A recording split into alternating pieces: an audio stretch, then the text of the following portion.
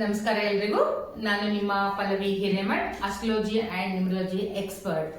So hope ನೀವೆಲ್ಲರೂ ಚೆನ್ನಾಗಿದ್ದೀರಾ ಅನ್ಕೋತೀನಿ. ನನ್ನ ವಿಡಿಯೋಗೆ ಮತ್ತೆ ಬಂದಿದ್ದೀರಾ, ನಿಮ್ಗೆಲ್ರಿಗೂ ಸ್ವಾಗತವನ್ನು ಕೋರುತ್ತಾ. ಸೊ ನೋಡಿ, ನಾವು ಲಾಸ್ಟ್ ವಿಡಿಯೋದಲ್ಲಿ ಎಲ್ಲ ಒಂದೊಂದು ಪ್ಲಾನೆಟ್ ಬಗ್ಗೆ ನಾವು ಡಿಸ್ಕಷನ್ ಮಾಡ್ತಾ ಬಂದಿದ್ದೀವಿ. ಆಲ್ರೆಡಿ ಸೂರ್ಯನ ಬಗ್ಗೆ ಡಿಸ್ಕಷನ್ ಮಾಡಿದ್ದೀವಿ, ರಾಹುಲ್ ಬಗ್ಗೆ ಡಿಸ್ಕಷನ್ ಮಾಡಿದ್ದೀವಿ, ಶನಿ ಬಗ್ಗೆ ಡಿಸ್ಕಷನ್ ಮಾಡಿದ್ದೀವಿ.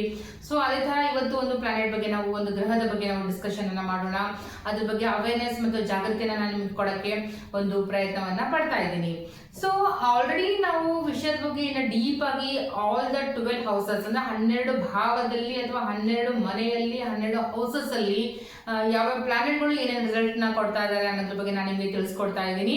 ಇದು ಒಂಥರ ಟೀಚಿಂಗ್ ರಿಲೇಟೆಡ್ ಅಂತಂದ್ರೆ ಏನ್ ತಪ್ಪಾಗ್ಲಿಕ್ಕಿಲ್ಲ. ಸೊ ಯಾರೆಲ್ಲ ಕಲಿಯಕ್ಕೆ ಇಷ್ಟಪಡ್ತಾ ಇದ್ದೀರಾ, ಮನೆಯಲ್ಲಿ ಕುತ್ಕೊಂಡು ನಿಮ್ಮ ಜಾತಕವನ್ನು ನೀವೇ ಯಾವ ತರ ರೀಡ್ ಮಾಡಬೇಕು ಅನ್ನೋದ್ರ ಬಗ್ಗೆ ನಾನು ಹೇಳ್ಕೊಡ್ತಾ ಇದ್ದೀನಿ. ನಿಮ್ಮ ಫ್ರೆಂಡ್ಸ್, ಫ್ಯಾಮಿಲಿ, ಇದು ರಿಲೇಟಿವ್ಸ್ ಕೆಲವೊಂದು ಜಾತಕಗಳನ್ನ ಜೊತೆಗೆ ಇಟ್ಕೊಂಡು ನಾನು ವಿಡಿಯೋಗಳನ್ನ ನೋಡ್ತಾ ಬನ್ನಿ. ಯಾಕಂದ್ರೆ ಯಾರ ಮನೆಯಲ್ಲಿ ಯಾವ ಗ್ರಹ ಇದೆ ಅಥವಾ ಏನ್ ರಿಸಲ್ಟ್ ಕೊಡುತ್ತೆ ಅನ್ನೋದ್ರ ಬಗ್ಗೆ ನಿಮ್ಗೆ ಗೊತ್ತಾಗ್ಲಿಕ್ಕೆ ಪ್ರಾರಂಭ ಆಗುತ್ತೆ. ಸೊ ಬನ್ನಿ ಇವತ್ತು ನಮ್ಮ ವಿಡಿಯೋನ, ಇವತ್ತಿನ ಕಾನ್ಸೆಪ್ಟ್ ಅನ್ನ ನಾವು ಸ್ಟಾರ್ಟ್ ಮಾಡೋಣ. ಅದಕ್ಕಿಂತ ಮುಂಚೆ ಯಾರೆಲ್ಲ ನನ್ನ ವಿಡಿಯೋನ ಫಸ್ಟ್ ಟೈಮ್ ಬಂದು ನೋಡ್ತಾ ಇದ್ದೀರೋ ದಯಮಾಡಿ ನನ್ನ ವಿಡಿಯೋಕ್ಕೆ ಸಬ್ಸ್ಕ್ರೈಬ್ ಮಾಡ್ಕೊಳ್ಳಿ, ಲೈಕ್ ಮಾಡಿ, ಇಷ್ಟ ಆದ್ರೆ ಕಾಮೆಂಟ್ ಮಾಡಿ. ಬಿಕಾಸ್ ನಿಮ್ಮ ಲೈಕ್ಸ್, ನಿಮ್ಮ ಕಾಮೆಂಟ್ಸ್ ನನಗೆ ಮೋಟಿವೇಟ್ ಬೂಸ್ಟರ್ ತರ ನನಗೆ ವರ್ಕ್ ಮಾಡುತ್ತೆ. ನೆಕ್ಸ್ಟ್ ಇದೇ ತರ ಕಂಟೆಂಟ್ ಗಳನ್ನ ಮಾಡಿ ನಾನು ಹಾಕಕ್ಕೆ ಒಂದು ಪ್ರಯತ್ನವನ್ನ ಮಾಡ್ತೀನಿ. ನನಗೆ ಗೊತ್ತಿರುವಂತ ಎಲ್ಲಾ ವಿಷಯಗಳನ್ನು ನಿಮ್ಗೆ ತಿಳಿಸ್ಕೊಡಕ್ಕೆ ಅಥವಾ ಕಲ್ಸಕ್ಕೆ ನಾನು ಪ್ರಯತ್ನವನ್ನು ಪಡ್ತೀನಿ. ಸೊ ಇವತ್ತು ನಾವು ಏದ್ರ ಬಗ್ಗೆ ಡಿಸ್ಕಷನ್ ಮಾಡೋಣ ಅಂತಂದಾಗ ಗುರು ಗ್ರಹದ ಬಗ್ಗೆ ನಾವು ಇವತ್ತು ಡಿಸ್ಕಷನ್ ಅನ್ನ ಮಾಡೋಣ. ಅದ್ರ ಬಗ್ಗೆ ನಿಮ್ಗೆ ಹೇಳ್ತಾ ಹೋಗ್ತೀನಿ. ಸೊ ನೀವೆಲ್ಲ ಪೆನ್ ಪೇಪರ್ ತಗೊಂಡು ಇಟ್ಕೊಂಡಾಗ ನಿಮ್ಮನ್ನು ಬೇಕಿದ್ರೆ ನೋಟ್ ಕೂಡ ನೀವು ಮಾಡ್ಕೋಬಹುದು. ಸೊ ಗುರು ಗ್ರಹ ಅಂತಂದಾಗ ನೋಡಿ, ಗುರುವಿನ ಆಶೀರ್ವಾದ ನಿಮ್ಗೆಲ್ಲ ಗೊತ್ತಿರಬಹುದು. ಹರ ಮುನಿದರೆ ಗುರು ಕಾಯುವನು ಅನ್ನೋದ್ರ ಬಗ್ಗೆ ನೀವು ಕೇಳಿರ್ಬೋದು. ದೇವರು ಕೂಡ ನಮ್ಮಲ್ಲಿ ಮುನ್ಸ್ಕೊಂಡಾಗ ಗುರು ನಮ್ಗೆ ಸಹಾಯ ಮಾಡ್ತಾನೆ ಅನ್ನುವಂತ ಒಂದು ಪುರಾತನ ಕಾಲದಿಂದಲೂ ಎಲ್ಲರೂ ನಮ್ಮ ಹಿರಿಯರು ನಮ್ಗೆ ಹೇಳ್ಕೊಂಡು ಬಂದಿರುವಂತ ಒಂದು ವಿಷಯ. ಸೊ ಗುರುವಿನ ಸೇವೆ ಮಾಡೋದಾಗಿರ್ಬೋದು, ಗುರುವಿಗೆ ರೆಸ್ಪೆಕ್ಟ್ ಕೊಡೋದಾಗಿರ್ಬೋದು, ಗುರು ಮಂತ್ರ ಹೇಳೋದಾಗಿರ್ಬೋದು, ಗುರುವಿನ ದರ್ಶನ ಮಾಡೋದಾಗಿರ್ಬೋದು, ಈ ತರ ಕೆಲವರು ಮಾಡ್ತಾ ಬರ್ತಾರೆ. ಗುರು ಅಂತಂದಾಗ ನಮ್ಮ ಶಿಕ್ಷಣ ಅಥವಾ ವಿದ್ಯಾಭ್ಯಾಸ ಕೊಟ್ಟಿರೋರು ಮಾತ್ರ ನಮ್ಮ ಗುರು ಅಂತ ಏನು ಕನ್ಸಿಡರ್ ಆಗಲ್ಲ. ನಮ್ಮ ಜೀವನದಲ್ಲಿ ಯಾವ್ದು ಸರಿ ಯಾವ್ದು ತಪ್ಪು ಅಂತ ತಿಳಿಸ್ಕೊಡೋ ಪ್ರತಿಯೊಂದು ವ್ಯಕ್ತಿ ಕೂಡ ಗುರು ಅಂತ ಹೇಳಿ ನಾವು ಕನ್ಸಿಡರ್ ಮಾಡ್ತೀವಿ. ಸೊ ಇವತ್ತು ಏನ್ ಮಾಡೋಣ ಅಂತಂದಾಗ, ಗುರು ಏನ್ ಮಾಡ್ತಾನೆ ಅಂದ್ರೆ ನಮ್ಮ ಜಾತಕದಲ್ಲಿ ತುಂಬಾ ಅತ್ಯಂತ ಪ್ರಭಾವಶಾಲಿ ಮತ್ತು ಶಕ್ತಿಶಾಲಿ ಯಾರು ಇರ್ತಾರೆ ಅಂತಂದ್ರೆ ಗುರು. ಓಕೆ, ಇನ್ ಕೇಸ್ ನಿಮ್ಮ ಜಾತಕದಲ್ಲಿ ಗುರುವಿನ ಪ್ಲೇಸ್ಮೆಂಟ್ ಚೆನ್ನಾಗಿಲ್ಲ ಅಂದ್ರೆ ತಿಳ್ಕೊಂಬಿಡಿ, 50% ನಿಮ್ ಲೈಫ್ ಅಲ್ಲೇ ಸ್ಪಾಯಿಲ್ ಆಗಿದೆ ಅಂತಾನೆ ಅರ್ಥ. ನಾನು ನಿಮ್ಗೆ ಭಯ ಪಡಿಸ್ತಾ ಇಲ್ಲ, ಇರೋದನ್ನ ಹೇಳ್ತಾ ಇದ್ದ ಫ್ಯಾಕ್ಟ್. ಓಕೆ, ಯಾಕಂತಂದಾಗ ಗುರು ಏನ್ ಮಾಡ್ತಾನೆ, ನಮ್ಮ ಒಂದು ಜಾತಕದಲ್ಲಿ 100% ಏನಾದ್ರು ಇರುತ್ತೆ ಅಂದಾಗ ಅದರಲ್ಲಿ 50ರಿಂದ 60% ಜಾತಕವನ್ನ ಯಾರು ಹ್ಯಾಂಡಲ್ ಮಾಡ್ತಾ ಇರ್ತಾರೆ ಅಂದ್ರೆ ಗುರು ಹ್ಯಾಂಡಲ್ ಮಾಡ್ತಾ ಇರ್ತಾರೆ. ಯಾಕಂದ್ರೆ ಬಿಕಾಸ್ ಗುರುವಿಗೆ 3 ದೃಷ್ಟಿ. ಓಕೆ, 5ನೇ ದೃಷ್ಟಿ, 7ನೇ ದೃಷ್ಟಿ, 9ನೇ ದೃಷ್ಟಿ. ಸೊ ಗುರು ಎಲ್ಲಿ ಕೂತ್ಕೊಂಡಿರ್ತಾನೆ ನೋಡಿ, ನಿಮ್ಗೆ ಗೊತ್ತಿರಬಹುದು.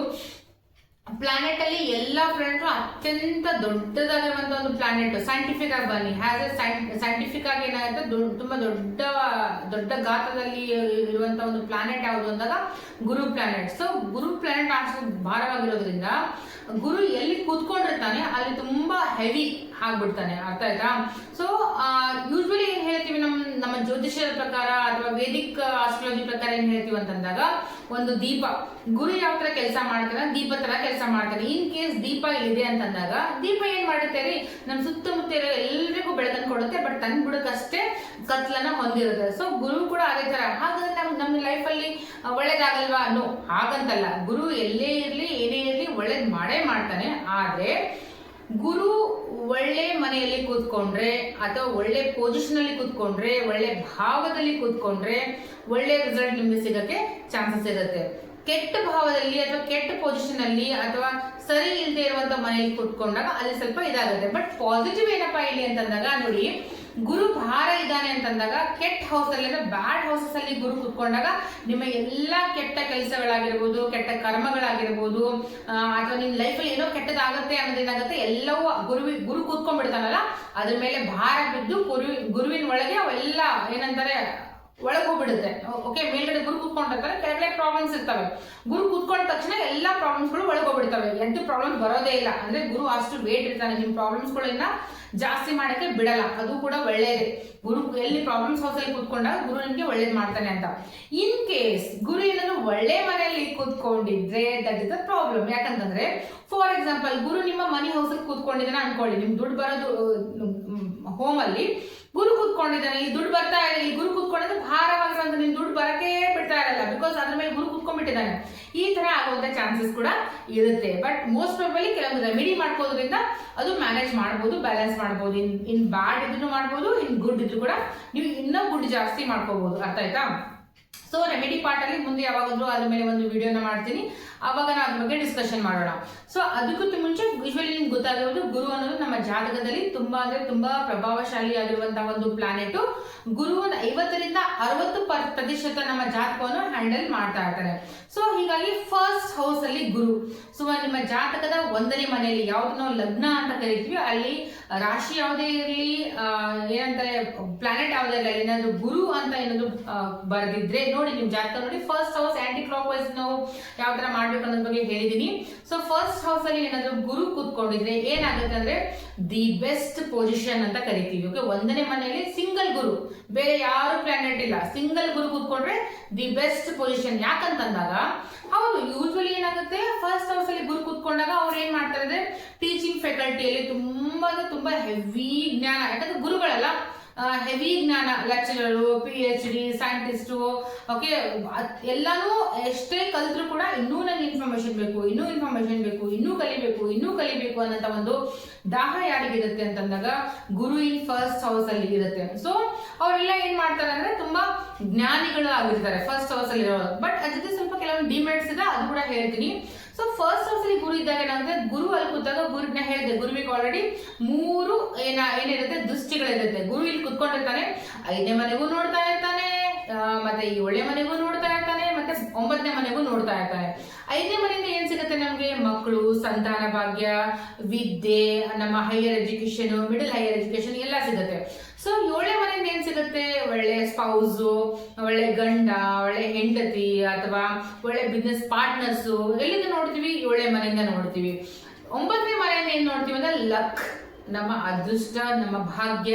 ಸೊ ಭಾಗ್ಯದ ಮನೆ ಮೇಲೆ ಡೈರೆಕ್ಟ್ ಗುರುವಿನ ದೃಷ್ಟಿ ಬೀಳ್ತಾ ಇದೆ ಅಂತಂದ್ರೆ ಅದು ದಿ ಬೆಸ್ಟ್, ತುಂಬಾ very very lucky peoples. Okay, ನೋಡಿ ಒಂದ್ ತಿಳ್ಕೊಂಬಿಡಿ, ಗುರು ಎಲ್ಲಿ ಕೂತಿದ್ದಾನೆ ಅನ್ನೋದಕ್ಕಿಂತಲೂ ಗುರು ಎಲ್ಲಿ ನೋಡ್ತಾ ಇದ್ದಾನೆ ಅನ್ನೋದು ತುಂಬಾ ಅಂದ್ರೆ ತುಂಬಾ ಇಂಪಾರ್ಟೆಂಟ್. ಫಾರ್ ಎಕ್ಸಾಂಪಲ್ ನಾನು ಇಲ್ಲಿ ಕೂತ್ಕೊಂಡಿದ್ದೀನಿ, ನಾನು ನಿಮ್ಮನ್ನ ನೋಡ್ತಾ ಇದ್ದೀನಿ ಅಂದಾಗ ಗುರುವಿನ ದೃಷ್ಟಿ ಏನಿರುತ್ತೆ ಅದು ತುಂಬಾ ಅಂದ್ರೆ ತುಂಬಾ ಪಾಸಿಟಿವ್ ರಿಸಲ್ಟ್ ಅನ್ನ ಕೊಡುತ್ತೆ. ಓಕೆ, ಸೊ ಗುರು ಎಲ್ಲಿ ಕೂತ್ಕೊಂಡಿರ್ತಾನೆ ಅಲ್ಲಿ ಎಲ್ಲ ಪಾಸಿಟಿವ್ ಇರಲಿ ನೆಗೆಟಿವ್ ಇರಲಿ ಕಮ್ಮಿ ಮಾಡ್ತಾನೆ. ಪಾಸಿಟಿವ್ ಇದ್ರೂ ಕಮ್ಮಿ ಮಾಡ್ತಾನೆ, ನೆಗೆಟಿವ್ ಇದ್ರೂ ಕಮ್ಮಿ ಮಾಡ್ತಾನೆ. ಆದ್ರೆ ಗುರು ಕುತ್ಕೊಂಡಿದ್ದು ನೋಡೋ ದೃಷ್ಟಿ ಏನಿದೆಯಲ್ಲ, ಗುರುವಿನ ದೃಷ್ಟಿ ಅದು ತುಂಬಾ ಬ್ರೈಟ್ ಮಾಡ್ತಾನೆ. ಓಕೆ, ಅಪೋರ್ಚುನಿಟೀಸ್ ನ ಕೊಡ್ತಾನೆ. ಸೊ ಒಂದು ಮನುಷ್ಯನಿಗೆ ಏನ್ ಬೇಕ್ರಿ, ಫಸ್ಟ್ ಹೌಸ್ ಅಲ್ಲಿ ಗುರು ಕುತ್ಕೊಂಡಾಗ ಎಜುಕೇಶನ್ ಬೇಕು, ಮಕ್ಕಳು ಬೇಕು, ಮದುವೆ ಬೇಕು, ಭಾಗ್ಯ ಬೇಕು, ಎಲ್ಲವೂ ನಮ್ಮ ಜೊತೆ ಇದ್ದಾಗ ಇನ್ನೇನ್ ಬೇಕು ಅಲ್ವಾ.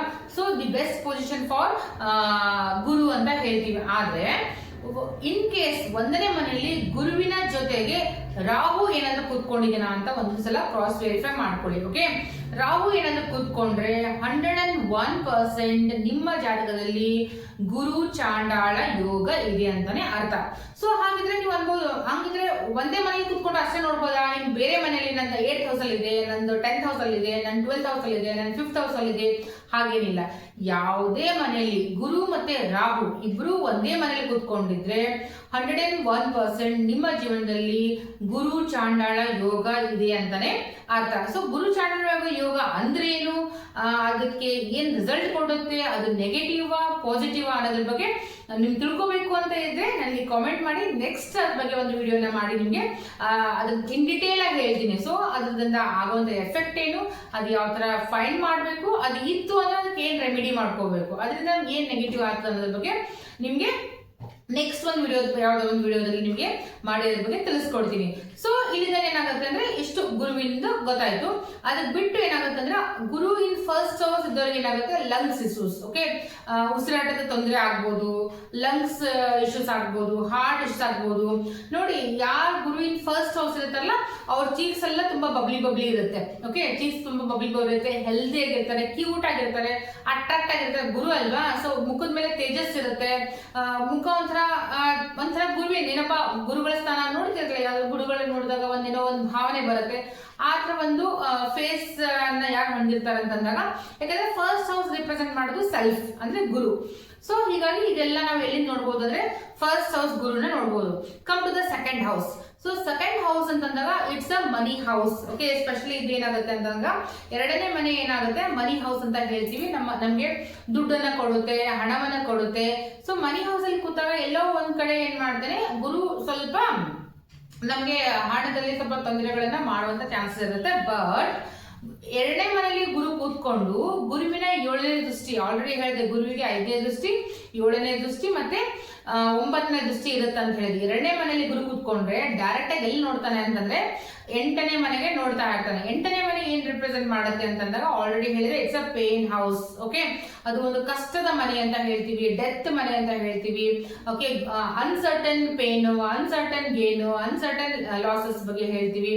ಸೊ ಗುರು ಏನ್ ಮಾಡ್ತಾನೆ ಅಲ್ಲಿ ಕೂತ್ಕೊಂಡು 8ನೇ ಮನೆ ನೋಡೋದ್ರಿಂದ ಏನ್ ಪಾಸಿಟಿವ್ ಅಂತಂದಾಗ 8ನೇ ಮನೆಯಿಂದ ಆಗುವಂತ ಯಾವುದೇ ರೀತಿಯ ಅನ್ಸರ್ಟನ್ ಲಾಸಸ್ ಆಗಿರ್ಬೋದು, ಅನ್ಸರ್ಟನ್ ಪೇನ್ಸ್ ಆಗಿರ್ಬೋದು, ಏನಾದ್ರೂ ತೊಂದರೆ ಆಗಿರ್ಬೋದು, ನೋವಾಗಿರ್ಬೋದು, ಅದು ಯಾವುದು ಕೂಡ ಬರೋದಿಲ್ಲ.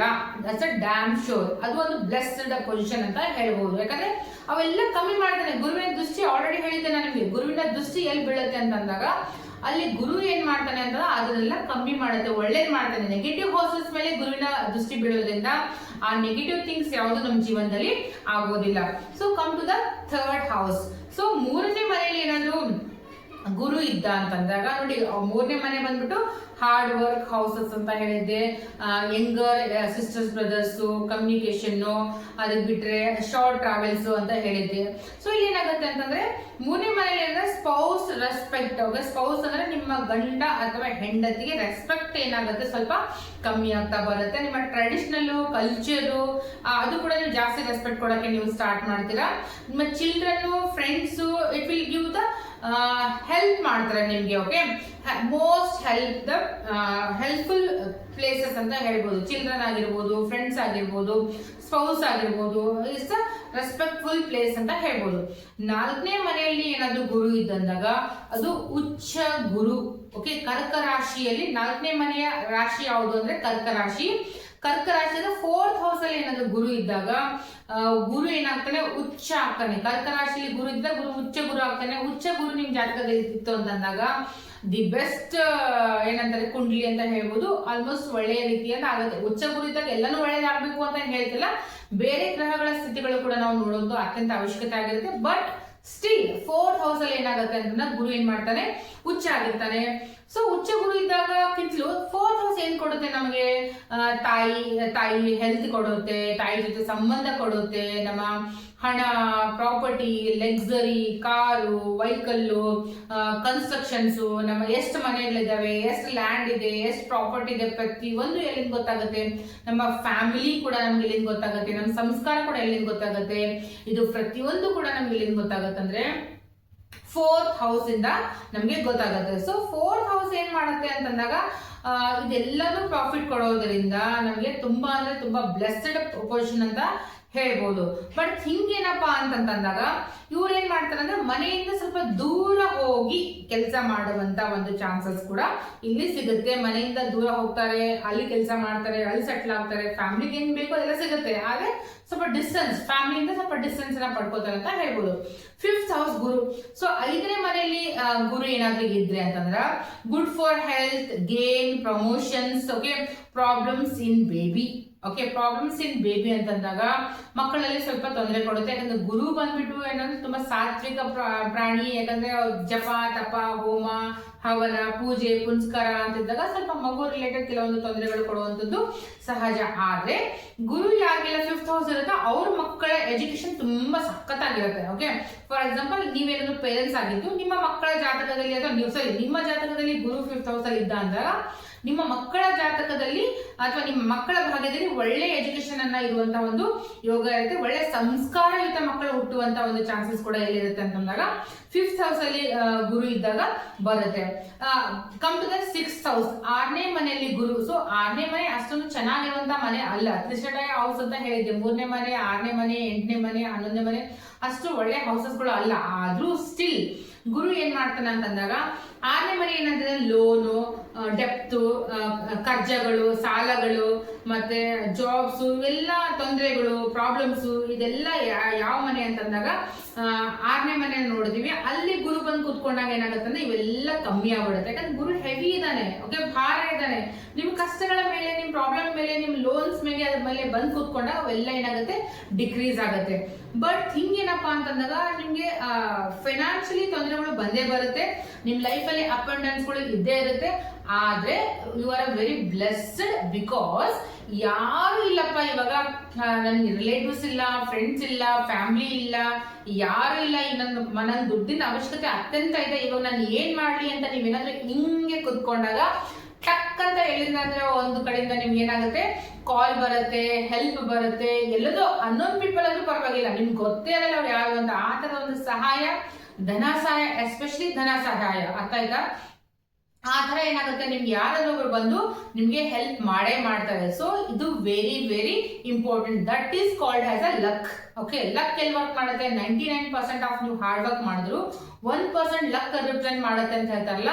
ಸೊ ಗುರು ಇನ್ 6th ಹೌಸ್ ಅಲ್ಲಿ ಯಾರಿರುತ್ತೆ ಅವ್ರ ಲಕ್ ಅಲ್ಲಿ ವರ್ಕೌಟ್ ಮಾಡೇ ಮಾಡುತ್ತೆ. ನಿಮ್ಗೆ ದುಡ್ಡು ಇಲ್ಲ ಅಂತ ಯಾವಾಗ ನೀವು ಕೈ ಕಟ್ಕೊಂಡು ಕೂತ್ಕೊಂಡ್ಬಿಡ್ತೀರಾ, ಇಲ್ಲಪ್ಪ ಹಿಂಗಾಯ್ತು ನನ್ನ ಜೀವನ ಅಂತ ನೀವು ಕೂತ್ಕೊಂಡ್ರೆ ಅಂದಾಗ ಅದೇ ಮೂಮೆಂಟ್ ಅಲ್ಲಿ ನಿಮ್ಗೆ ಎಲ್ಲಿದಾದ್ರೂ ಒಂದು ಯಾರಾದ್ರೂ ವ್ಯಕ್ತಿನೋ ಕಾಲೋ ಏನೋ ಅವ್ರು ಬಂದ್ಬಿಟ್ಟು ನಿಮ್ಗೆ ಸಹಾಯ ಮಾಡೇ ಮಾಡ್ತಾರೆ. That is a damn sure. Okay, 6th house Guru. So come to the 7th house. So 7th house ಅಲ್ಲಿ ಏನಂತಂದ್ರೆ ಗುರು ಏನ್ ಮಾಡ್ತಾನೆ ಅಂತಂದ್ರೆ it's a not good position. Okay, 7ನೇ ಮನೆಯಲ್ಲಿ ಗುರು ಇದ್ದಾಗ ಒಳ್ಳೆ ಪೊಸಿಷನ್ ಅಲ್ಲ ಅಂತ ಹೇಳ್ತಾರೆ. ಯಾಕಂದ್ರೆ ಗುರು ಏನ್ ಮಾಡ್ತಾನೆ, ಮ್ಯಾರೇಜ್ ಅಲ್ಲಿ ಇಶ್ಯೂಸ್ ಅನ್ನ ಕೊಡ್ತಾನೆ. ಬಿಕಾಸ್ ನೋಡಿ, ಗುರುವಿಗೆ ಟು ಬಿ ಫ್ರಾಂಕ್, ಗುರುವಿಗೆ ಪ್ರೀತಿ ಮಾಡೋದಾಗ್ಲಿ, ಮೋಸ ಮಾಡೋದಾಗ್ಲಿ, ರೊಮ್ಯಾನ್ಸ್ ಆಗ್ಲಿ, ಟೈಮ್ ಸ್ಪೆಂಡ್ ಮಾಡೋದಾಗ್ಲಿ, ಇಂಥದ್ರಲ್ಲಿ ಯಾವುದಕ್ಕೂ ಅವನಿಗೆ ಆಸೆಗಳು ಇರಂಗಿಲ್ಲ. ಸೊ 7th ಹೌಸ್ ಏನ್ ಮಾಡುತ್ತೆ, ಏನ್ ರಿಪ್ರೆಸೆಂಟ್ ಮಾಡುತ್ತೆ, ಮದುವೆ. ಆ ಮದುವೆ ಅಂದ ತಕ್ಷಣ ಲವ್, ಕೇರಿಂಗ್, ಅಫೆಕ್ಷನ್, ಅಫೇರ್ಸು, ಪ್ರೀತಿ, ಪ್ರೇಮ, ಪ್ರಳಯ ಇವೆಲ್ಲವೂ ಏನಂದ್ರೆ 7th ಹೌಸ್ ಇಂದ ನಾವು ಫೈಂಡ್ ಮಾಡ್ತೀವಿ. ಬಟ್ ಗುರುವಿಗಿಂತ ಸಾತ್ವಿಕ ಪ್ರಾಣಿ ಅದು. ಓಕೆ, ಅದಕ್ಕೆ ಬರೇ ಹೋಮ, ಧ್ಯಾನ, ಯಜ್ಞ, ಪೂಜಾ, ಪುನಸ್ಕಾರ, ಗುರುಗಳು ಈ ತರ ಒಂದು ಇರುವಂತಹ ಒಂದು ಪ್ಲಾನೆಟ್ ಆಗಿರೋದ್ರಿಂದ ಅಷ್ಟು ಒಳ್ಳೆ ಪೊಸಿಷನ್ ಏನಂದ್ರೆ 7th ಹೌಸ್ ಅಲ್ಲ ಅಂತ ಹೇಳ್ತೀವಿ. ಸೊ ರಿಲೇಶನ್ಶಿಪ್ ಆಗಿರ್ಬೋದು, ಫ್ರೆಂಡ್ಸಿಗೆ ಆಗಿರ್ಬೋದು ಅಷ್ಟು ಒಳ್ಳೇದಲ್ಲ. ಸ್ವಲ್ಪ ಹೆಲ್ತ್ ಇಶ್ಯೂಸ್ ಕೂಡ ಕೊಡುತ್ತೆ ಇದು. ಮತ್ತೆ ಫ್ಯಾಮಿಲಿಯಲ್ಲಿ ಅಂದ್ರೆ ಹಸ್ಬೆಂಡ್ ಅಂಡ್ ವೈಫ್ ಅಲ್ಲಿ ಕೂಡ ಕೆಲವೊಂದು ಭಿನ್ನಾಭಿಪ್ರಾಯಗಳಿರುತ್ತೆ. 7th ಹೌಸ್ ಅಲ್ಲಿ ಗುರು ಏನಾದ್ರೂ ಇದ್ದ ಅಂತಂದಾಗ ನೀವು ದೇವರ ಪೂಜೆ ಮಾಡೋದಾಗ್ಲಿ, ದೇವರ ಗುಡಿಗೆ ಹೋಗೋದಾಗ್ಲಿ, ಈ ತರ ಜಾಸ್ತಿ ಮಾಡೋದ್ರಿಂದ ಏನಾಗುತ್ತೆ ಅಂತಂದಾಗ ನಿಮ್ಗೆ ಈ ಒಂದು ವೈವಾಹಿಕ ಜೀವನದ ಮೇಲೆ ಅಥವಾ ಸಾಂಸಾರಿಕ ಜೀವನದ ಮೇಲೆ ಆಸೆಗಳನ್ನ ಕಳ್ಕೊಂಡ್ಬಿಡ್ತೀರಾ ನೀವು.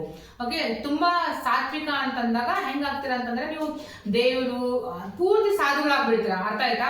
ಯಾವುದೇ ತರದ ಸಾಂಸಾರಿಕ ನಾರ್ಮಲ್ ಪೀಪಲ್ ಲೈಫ್ ಸ್ಟೈಲ್ ನಿಮ್ಗೆ ಇಷ್ಟ ಆಗ್ತಾ ಇರಲ್ಲ. So because of that reason ಏನ್ ಹೇಳ್ಬೋದು ಅಂದ್ರೆ ಆ ತರ ಯಾವ್ದು ಇದ್ರೆ ನೀವೇನ್ ಮಾಡ್ಬೇಕು, ಮೊದಲಿಂದನೂ ಅವರಿಗೆ ಸ್ವಲ್ಪ ದೇವರು ಗುಡಿ, ಗುಂಡಾರ, ಪೂಜೆ, ಪುನಸ್ಕಾರ ಸ್ವಲ್ಪ ಕಮ್ಮಿ ಮಾಡ್ತಾ ಬಂದಾಗ ಅದು ಬ್ಯಾಲೆನ್ಸಿಂಗ್ ಆಗಿ ಬರುತ್ತೆ.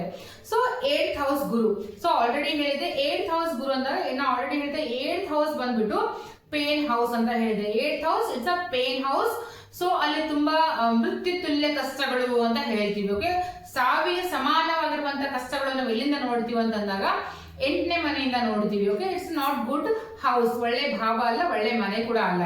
ಸೊ ಅಂತಲ್ಲಿ ಗುರು ಏನಾದ್ರು ಕೂತ್ಕೊಂಡಾಗ ಏನಾಗುತ್ತೆ ಅಂತಂದ್ರೆ ದಟ್ ಇಸ್ ಗುಡ್. ಯಾಕಂತಂದಾಗ ನೋಡಿ 8th ಹೌಸ್ ಅನ್ನೋದು ಪೇನ್. ಸೊ ಆಲ್ರೆಡಿ ಗುರು ಭಾರ ಇದ್ದಾನೆ, ಗುರು ತನ್ನ ಎದುರು ಕತ್ತಲೆ ಇಟ್ಕೊಂಡು ಸುತ್ತಕ್ಕೆಲ್ಲ ಬೆಳ್ಕೊಡ್ತಾನೆ ಅಂತ ಹೇಳ್ತಾ ಇದ್ದೀನಿ. 8ನೇ ಮನೆಯಲ್ಲಿ ಕೂತ್ಕೊಂಡಿದ್ದ ಗುರು ಏನ್ ಮಾಡ್ತಾನೆ ಅಂದ್ರೆ ಡೈರೆಕ್ಟ್ 7th ದೃಷ್ಟಿ ಎಲ್ಲಿ ಬೀಳುತ್ತೆ ಅಂತಂದಾಗ 2ನೇ ಮನೆಯಲ್ಲಿ ಬೀಳುತ್ತೆ. ಸೊ 2ನೇ ಮನೆ ಏನ್ ರಿಪ್ರೆಸೆಂಟ್ ಮಾಡುತ್ತೆ ಅಂತಂದಾಗ ಮನಿ, ದುಡ್ಡು, ಹಣ. ಓಕೆ, ಯಾರಿಗೆ ದುಡ್ಡು ಬೇಡ್ರಿ, ಎಲ್ಲರಿಗೂ ದುಡ್ಡು ಬೇಕು. ಸೊ ಆ ದುಡ್ಡಿನ ಮನೆ ಮೇಲೆ ಗುರುವಿನ ದೃಷ್ಟಿ ಬೀಳೋದ್ರಿಂದ they are very fit in liquid ಮನಿ.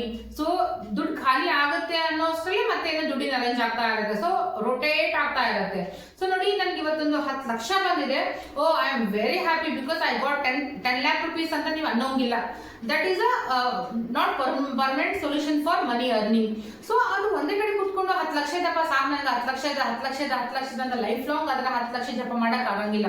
ಯಾಕಂದ್ರೆ ಅದು ಲಿಕ್ವಿಡ್ ಮನಿ ಅಲ್ಲ. ಸೊ ನಿಮ್ಗೆ 1,000 ಬರಲಿ, 2,000 ಬರಲಿ, 10,000 ಬರಲಿ, ಅದು ರೋಟೀನ್ ಆಗಿ ಕಂಟಿನ್ಯೂಸ್ ಆಗಿ ಬರ್ತಾ ಇತ್ತು ಅಂತಂದಾಗ ಅದು ದುಡ್ಡಿನ ಯಾವುದು ನಿಮಗೆ ಕೊರತೆ ಫೀಲ್ ಆಗಂಗಿಲ್ಲ. That is a good planetary position of Guru in 8th house. So Guru 8ನೇ ಮನೆಯಲ್ಲಿ ಏನಾದ್ರು ಕೂತ್ಕೊಂಡಾಗ ಡೈರೆಕ್ಟ್ ಆಗಿ 2nd ಹೌಸಿಗೆ ನೋಡ್ತಾರೆ, ಅದು ತುಂಬಾ ಒಳ್ಳೆಯದು.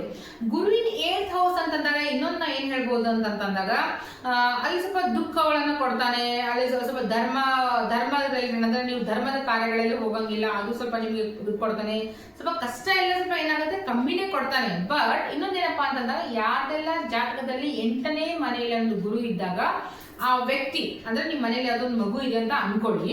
ಎಕ್ಸಾಂಪಲ್ ಕೊಡ್ತಾ ಇದ್ದೀನಿ, ಇದೇ ಎಕ್ಸಾಕ್ಟ್ ಹಿಂಗೆ ಆಗ್ಬೇಕು ಅಂತಲ್ಲ, ಎಕ್ಸಾಂಪಲ್ ಕೊಡ್ತಾ ಇದ್ದೀನಿ. ನೋಡಿ ನಿಮ್ ಜಾತಕವನ್ನ ನೋಡಿ, 8ನೇ ಮನೇಲಿ ಏನಾದ್ರು ಗುರು ಇತ್ತಂದ್ರೆ ಅಥವಾ ನಿಮ್ಮ ಜಾತಕದಲ್ಲಿ 8ನೇ ಮನೇಲಿ ಏನಾದ್ರು ಗುರು ಇತ್ತಂತಂದಾಗ ಅವರ ತಂದೆಯ ತಂದೆ ಅಥವಾ ತಾಯಿಯ ತಂದೆ, ಆ ಮಗುವಿನ ತಂದೆಯ ತಂದೆ ಅಥವಾ ತಾಯಿಯ ತಂದೆ ಏನಿರ್ತಾರೆ ಅಂತಂದಾಗ ವಿದಿನ್ ದ 8 years, ಓಕೆ 8 ವರ್ಷ ಅಂದ್ರೆ ಆ ಮಗುವಿಗೆ 8 ವರ್ಷ ಆಗೋಕ್ಕಿಂತ ಮುಂಚೆನೆ ಅವ್ರಿಗೆ ಏನಾಗುತ್ತೆ ಡೆತ್ ಆಗುವಂತ ಚಾನ್ಸಸ್ ಇದೆ. ಓಕೆ ಆಗ್ಲೇಬೇಕು ಅಂತಲ್ಲ, ಚಾನ್ಸಸ್ ಇದೆ.